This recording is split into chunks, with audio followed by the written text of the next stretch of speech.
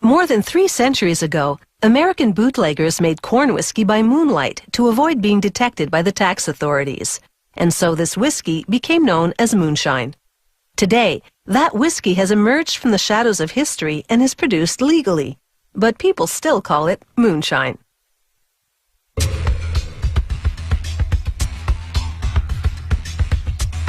It was the nectar of outlaws. Clear, fresh corn whiskey that's 50% alcohol, and centuries later, it still has a potent appeal. In Virginia, they still make this whiskey the traditional way, allowing corn to germinate in a process called malting. They mix a small amount of the malted kernels with regular corn in a big tank, then funnel the mix into a mill. Inside this mill, automated hammers grind the mix to a cornmeal consistency. This frees some of the starch and exposes it to enzymes from the malted kernels. Those enzymes convert the starch to sugar. They'll use some of this ground corn to make a big batch of yeast. They add it to water in a tank and boil it until it becomes a thick soup.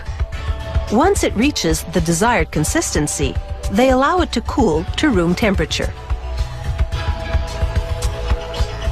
They add yeast and blow air into the mix to help the yeast grow, making this one big batch of liquid yeast. In another tank, a ton of corn is being blended with water and boiled. This breaks down more of the starch, converting it to sugar. Once cooled, they pump the mix and the liquefied yeast into the fermentation tank.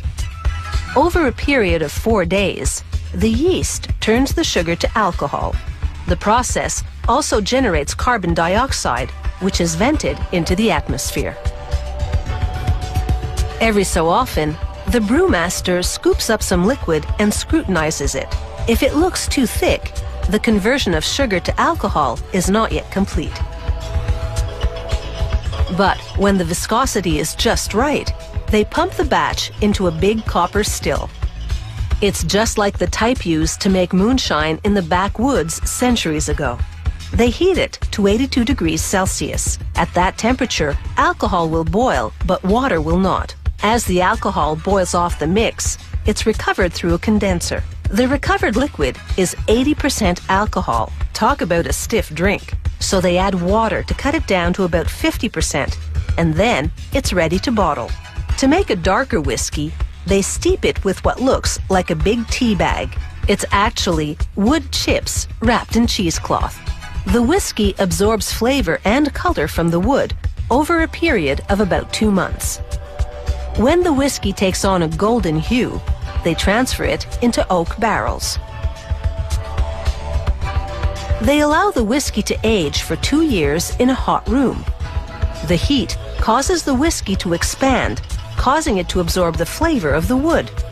But the pressure can also cause cracks in the barrels, so the brewmaster routinely checks for leaks.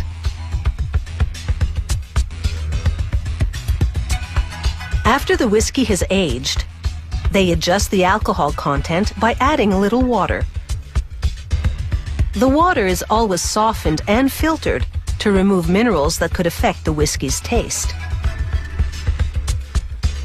At the bottling station, machinery pumps the whiskey into the containers. There's no spillage, and not a drop goes to waste. Machinery then twists on the caps for an airtight seal that preserves the aroma and flavor of this old-fashioned corn whiskey.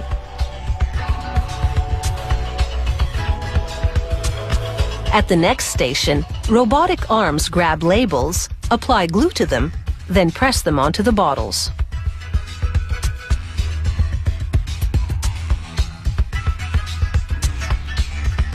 It has taken a combination of down-home methodology and modern technology to prepare this old-fashioned American whiskey for market. And whether it's aged or fresh, this historic whiskey is sure to set the taste buds ablaze.